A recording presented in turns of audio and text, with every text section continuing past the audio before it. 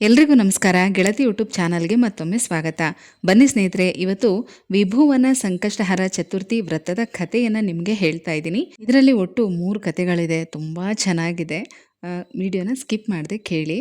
ಶ್ರೀ ಗುರುಭ್ಯೋ ನಮಃ. ಕಥೆ 1. ವಿಭುವನ ಸಂಕಷ್ಟಹರ ಚತುರ್ಥಿ ವ್ರತ ಕಥೆ 1. ಈ ಯುಗಕ್ಕೆ ಬಹಳ ಹಿಂದೆ ಅತ್ಯುನ್ನತ ಸ್ವರ್ಗೀಯ ಲೋಕದಲ್ಲಿ ಮಹಾಋಷಿ ನಾರದರು ಮಾನವರ ದುಃಖವನ್ನು ಗಮನಿಸ್ತಾ ಬ್ರಹ್ಮಾಂಡದಾದ್ಯಂತ ಅಲೆದಾಡ್ತಾ ಇದ್ರು.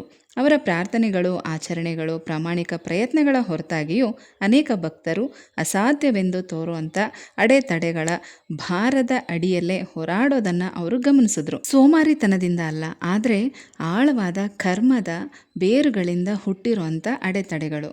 ನಾರದರು ಕೈಲಾಸಕ್ಕೆ ಬಂದು ಶಿವನ ಮುಂದೆ ಕುಳಿತು ಹೃದಯವನ್ನು ಕೊರೆತಾ ಇದ್ದಂಥ ಪ್ರಶ್ನೆಯನ್ನು ಅವ್ರ ಮುಂದೆ ಹೇಳಿದ್ರು. ಓ ಮಹಾದೇವ, ಗಣೇಶನ ಭಕ್ತರು ವರ್ಷವಿಡೀ 12 ಸಂಕಷ್ಟಹರ ಚತುರ್ಥಿಯನ್ನು ಬಹಳ ಪ್ರಾಮಾಣಿಕತೆಯಿಂದ ಆಚರಿಸ್ತಾರೆ. ಆದರೂ ಕೆಲವು ಅಡೆತಡೆಗಳು ಇರ್ತವೆ. ಇದಕ್ಕಿಂತ ಉನ್ನತವಾದ ಅಪರೂಪವಾದ ಆಚರಣೆ ಏನಾದರೂ ಇದೆಯಾ? ಗಣೇಶನನ್ನು ಕೇವಲ ಅವರ ನಿಯಮಿತ ರೂಪದಲ್ಲಿ ಮಾತ್ರ ಅಲ್ಲದೆ ಅವರ ಅತ್ಯಂತ ಅನಂತ ಸರ್ವವ್ಯಾಪಿ ವಿಶ್ವರೂಪದಲ್ಲಿ ಆಹ್ವಾನಿಸುವ ಆಚರಣೆ. ಶಿವನು ಮೃದುವಾಗಿ ಮುಗುಳ್ನಗುತ್ತಾ, ನಾರದ, ಎಲ್ಲ ಸಂಕಷ್ಟಹರ ಚತುರ್ಥಿಗಳಲ್ಲಿ ಅಪರೂಪವಾದ ಮತ್ತು ಅತ್ಯಂತ ಶಕ್ತಿಶಾಲಿಯಾದ ಚತುರ್ಥಿಗಳ ಬಗ್ಗೆ ನೀನು ಕೇಳ್ತಾ ಇದೀಯಾ? ಇದನ್ನು ವಿಭುವನ ಸಂಕಷ್ಟಹರ ಚತುರ್ಥಿ ಅಂತ ಕರೆಯಲಾಗುತ್ತೆ ಮತ್ತು ಇದು ಪವಿತ್ರವಾದ ಅಧಿಕ ಮಾಸದಲ್ಲಿ ಮಾತ್ರ ಬರುತ್ತೆ.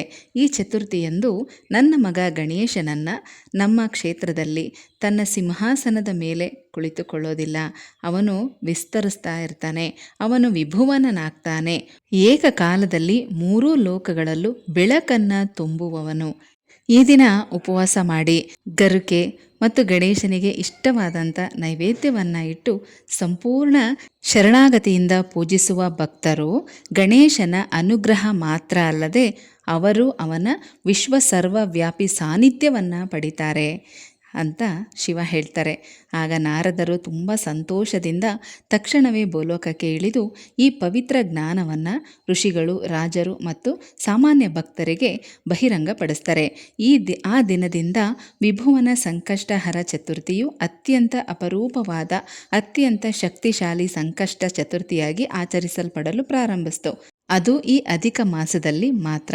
ಗಣೇಶನ ಅನಂತ ಕೃಪೆಯನ್ನು ತನ್ನ ಅನಂತ ರೂಪದಲ್ಲಿ ಹೊತ್ತು ತರುತ್ತೆ. ಸ್ನೇಹಿತರೆ, ಈ ಕಥೆಯಿಂದ ನಾವೇನು ತಿಳ್ಕೊಬೋದು ಅಂದರೆ, ವಿಭುವನ ಸಂಕಷ್ಟಹರ ಚತುರ್ಥಿ ಕೇವಲ ಒಂದು ಆಚರಣೆ ಅಲ್ಲ, ಇದು ಗಣೇಶನ ಅತ್ಯಂತ ವಿಸ್ತಾರವಾದ ಮತ್ತು ಸರ್ವವ್ಯಾಪಿಯಾದ ವಿಶ್ವ ಅನುಗ್ರಹವನ್ನು ಪಡೆಯುವಂಥ ಒಂದು ಅವಕಾಶ. ಬನ್ನಿ ಈಗ 2ನೇ ಕಥೆನ ಕೇಳೋಣ. ಪ್ರಾಚೀನ ಭಾರತದ ಒಂದು ಸಣ್ಣ ಹಳ್ಳಿಯಲ್ಲಿ ಹರಿಭಕ್ತ ಎಂಬ ಬಡ ರೈತ ವಾಸ ಮಾಡ್ತಾ ಇದ್ದ. ಅವನು ಗಣೇಶನ ಮೇಲೆ ಅಪಾರ ಭಕ್ತಿಯನ್ನು ಹೊಂದಿದ್ದ ಮತ್ತು ತನ್ನ ಜೀವನದುದ್ದಕ್ಕೂ ಒಂದೇ ಒಂದು ಸಂಕಷ್ಟಹರ ಚತುರ್ಥಿ ವ್ರತವನ್ನು ಕೂಡ ಅವನು ತಪ್ಪಿಸ್ತಾ ಇರಲಿಲ್ಲ. ಆದರೂ ಅವನ ಭಕ್ತಿ ಹೊರತಾಗಿ ಅವನ ಭೂಮಿ ಸತತ 3 ವರ್ಷಗಳಿಂದ ಉತ್ತಮ ಬೆಳೆಯನ್ನು ಕೊಡ್ತಾ ಇರಲಿಲ್ಲ. ಇದರಿಂದ ಸಾಲ, ಹಸಿವು, ಬಡತನ ಹೆಚ್ಚಾಗ್ತಾ ಇತ್ತು. ನೆರೆಹೊರೆಯವರು ಕೂಡ ಇವನ ನಂಬಿಕೆಯನ್ನು ನೋಡಿ ಅಪಹಾಸ್ಯ ಮಾಡೋದಕ್ಕೆ ಪ್ರಾರಂಭ ಮಾಡಿದ್ರು. ಒಂದಿನ ಸಂಜೆ ಈ ವಿಭುವನ ಸಂಕಷ್ಟಹರ ಚತುರ್ಥಿ ಮತ್ತು ಅಧಿಕ ಮಾಸ ಪ್ರಾರಂಭ ಆಗೋದಕ್ಕಿಂತ ಮೊದಲು ಆ ಹಳ್ಳಿಯಲ್ಲಿ ಸನ್ಯಾಸಿ ಒಬ್ಬರು ಓಡಾಡ್ತಾ ಇರ್ತಾರೆ. ಆಕಸ್ಮಿಕವಾಗಿ ಆ ಬಡ ರೈತನ ಮನೆ ಮುಂದೆ ಬಂದು ನಿಂತ್ಕೊಳ್ತಾರೆ. ಆ ಸನ್ಯಾಸಿ ಹೇಳ್ತಾರೆ, ಗಣೇಶನ ಮೇಲಿನ ನಿಮ್ಮ ಭಕ್ತಿ ನಿಜವಾದ ಮತ್ತು ಆಳವಾದದ್ದು. ಇದನ್ನು ನಾನು ನೋಡಿದ್ದೀನಿ. ಆದರೆ ನೀವು ವಿಭುವನ ಸಂಕಷ್ಟಹರ ಚತುರ್ಥಿ ಬಗ್ಗೆ ಕೇಳಿದ್ದೀರಾ? ಅದು ಅಧಿಕ ಮಾಸದಲ್ಲಿ ಮಾತ್ರ ಬರುತ್ತೆ. ಇದು ಸಾಮಾನ್ಯ ಸಂಕಷ್ಟಹರ ಚತುರ್ಥಿ ಅಲ್ಲ. ಈ ದಿನ ಗಣೇಶನು ವಿಭುವನನಾಗ್ತಾನೆ. 3 ಲೋಕಗಳಲ್ಲೂ ಏಕಕಾಲದಲ್ಲಿ ಇರ್ತಾನೆ. ಅವನಿಗೆ ತೆಂಗಿನಕಾಯಿ, ಲಡ್ಡು, ಗರಿಕೆಯನ್ನು ಅರ್ಪಿಸಿ ಉಪವಾಸ ಇದ್ದು ಈ ಒಂದು ವ್ರತವನ್ನು ಮಾಡಿ. ಇದರಿಂದ ಅವರ ಸರ್ವವ್ಯಾಪಿ ಕೃಪೆಗೆ ನೀವು ಪಾತ್ರರಾಗ್ತೀರಾ ಅಂತ ಹೇಳ್ತಾರೆ.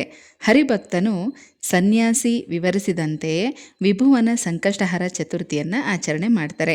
ಸೂರ್ಯೋದಯದಿಂದ ಉಪವಾಸ ಮತ್ತು ಅವರು ಹೇಳಿದಾಗೆ ನೈವೇದ್ಯಗಳನ್ನೆಲ್ಲ ಇಟ್ಟು ಆ ದಿನ ಪೂರ್ತಿ ಗಣೇಶನ ಹೆಸರನ್ನು ನಿರಂತರವಾಗಿ ಜಪ ಮಾಡ್ತಾ ಶ್ರದ್ಧಾ ಭಕ್ತಿಯಿಂದ ಪೂಜೆ ಮಾಡ್ತಾರೆ.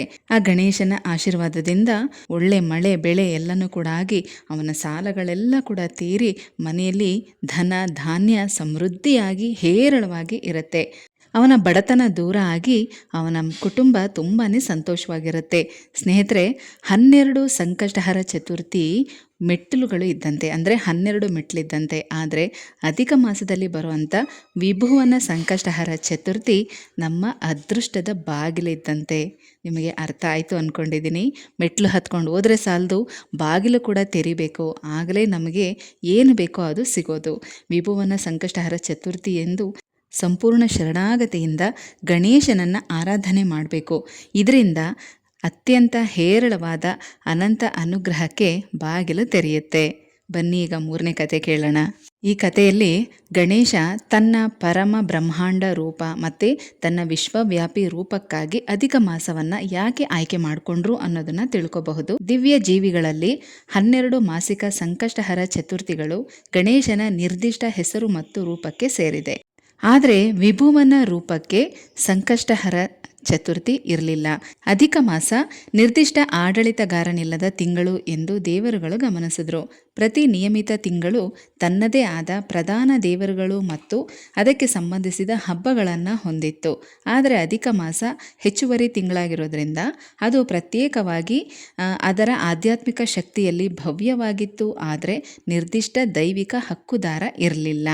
ದೇವತೆಗಳಿಂದ ಸಂಪರ್ಕಿಸಲ್ಪಟ್ಟ ಭಗವಾನ್ ವಿಷ್ಣು ಅಧಿಕ ಮಾಸವು ವಿಶೇಷವಾಗಿ ಪವಿತ್ರವಾದದ್ದು. ಅದರಲ್ಲಿ ಆಚರಿಸಲಾಗುವ ಯಾವುದೇ ಭಕ್ತಿಪೂರ್ವ ಆಚರಣೆಯು ಅನೇಕ ಫಲಗಳನ್ನು ನೀಡುತ್ತೆ ಅಂತ ಹೇಳ್ತಾರೆ. ಆದರೆ ದೇವರುಗಳು ಆಶ್ಚರ್ಯಪಟ್ಟರು. ಯಾವ ದೇವರು ಅಧಿಕ ಮಾಸವನ್ನು ನಿರ್ದಿಷ್ಟವಾಗಿ ಅಧ್ಯಕ್ಷತೆ ವಹಿಸ್ತಾರೆ? 3 ಲೋಕಗಳಲ್ಲಿರುವ ಎಲ್ಲವನ್ನೂ ಕೇಳುವ ತನ್ನ ದಿವ್ಯ ಕಿವಿಗಳಿಂದ ಕೇಳುತ್ತಿದ್ದ ಗಣೇಶನು ಮುಂದೆ ಬಂದು ಅವನು ಹೇಳ್ತಾನೆ, ಅಧಿಕ ಮಾಸವು ನಿಯಮಿತ ಮಾದರಿಗೆ ಹೊಂದಿಕೆಯಾಗದ ತಿಂಗಳು. ನಾನು ವಿಭುವನ ಯಾವುದೇ ಒಂದು ಸ್ಥಳ ಅಥವಾ ಪ್ರಪಂಚಕ್ಕೆ ಹೊಂದಿಕೆಯಾಗದ ರೂಪ. ನಾನು ಎಲ್ಲೆಡೆ ಏಕಕಾಲದಲ್ಲಿ ಇರುತ್ತೇನೆ. ಅಧಿಕ ಮಾಸದಲ್ಲಿನ ಕೃಷ್ಣ ಪಕ್ಷದ ಚತುರ್ಥಿ ನನ್ನದಾಗಲಿ, ಅದು ವಿಭುವನ ಸಂಕಷ್ಟಿಯಾಗಲಿ ಮತ್ತು ಅದನ್ನು ಆಚರಿಸುವ ಪ್ರತಿಯೊಬ್ಬ ಭಕ್ತನು ಒಂದು ದೇವಾಲಯ ಅಥವಾ ಒಂದು ರೂಪದ ಗಣೇಶನಾಗಿ ಅಲ್ಲ, ಆದರೆ ಇಡೀ ಅಸ್ತಿತ್ವವನ್ನು ತುಂಬುವ ವಿಭುವನನಾಗಿ ನನ್ನ ಅನುಗ್ರಹವನ್ನು ಪಡೆಯಲಿ. ಆ ದಿನದಿಂದ ವಿಭುವನ ಸಂಕಷ್ಟಹರ ಚತುರ್ಥಿಯು ಅಧಿಕ ಮಾಸಕ್ಕೆ ಮಾತ್ರ ಸೇರಿದ ಏಕೈಕ ಸಂಕಷ್ಟಹರ ಚತುರ್ಥಿ ಆಯಿತು.